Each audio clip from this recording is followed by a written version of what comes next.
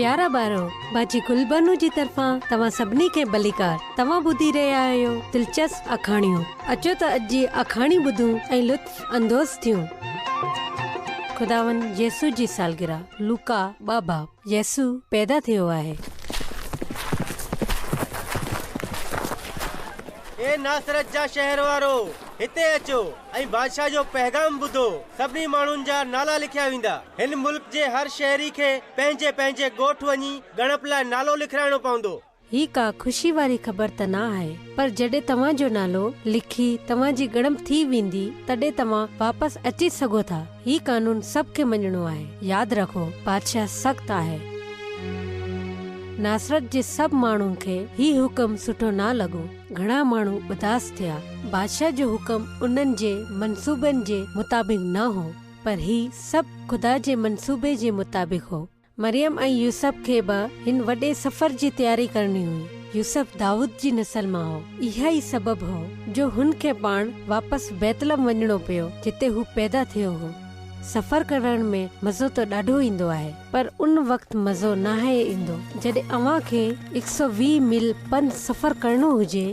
मरियम लाइ त सफ़र करण ई ॾाढो मुश्किल हो, छो त हुन जो पहिरियों ॿार पैदा थियण ते हो। हुन खे अॻु में ई ख़बर हुई त हू खुदा जे पुट खे जनम ॾियण वारी आहे, छो त फरिश्ते हुन खे ख़ुशख़बरी शुरू में ई ॾेई छॾी हुई। येसु दुनिया खे बचाइण वारो ही खुदा जो सुठो मनसूबो हो। बैतलहम जो सफ़र त ख़तम ई कान पे थियो। हू 5 ॾींहं खां सफ़र करे रहिया हुआ। मरियम ऐं यूसुफ पाण ई मनसूबो न ठाहियो हो, पर ही खुदा जे मनसूबे जो हिसो हो। उन लाइ उन्हनि खुदा जी ॻाल्हि ॿुधी।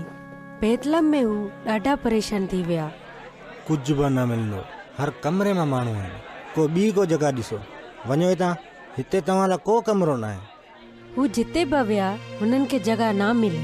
नेठि उन्हनि खे हिकु गुदाम में जॻह मिली। हिकु गुदाम जेको खुदा जो मनसूबो हो। ऐं आधी राति जे वक़्तु हिकु मौजो थियो। येसु पैदा थियो।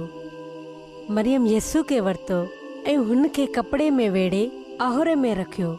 खुदा जो मनसूबो पूरो थियो।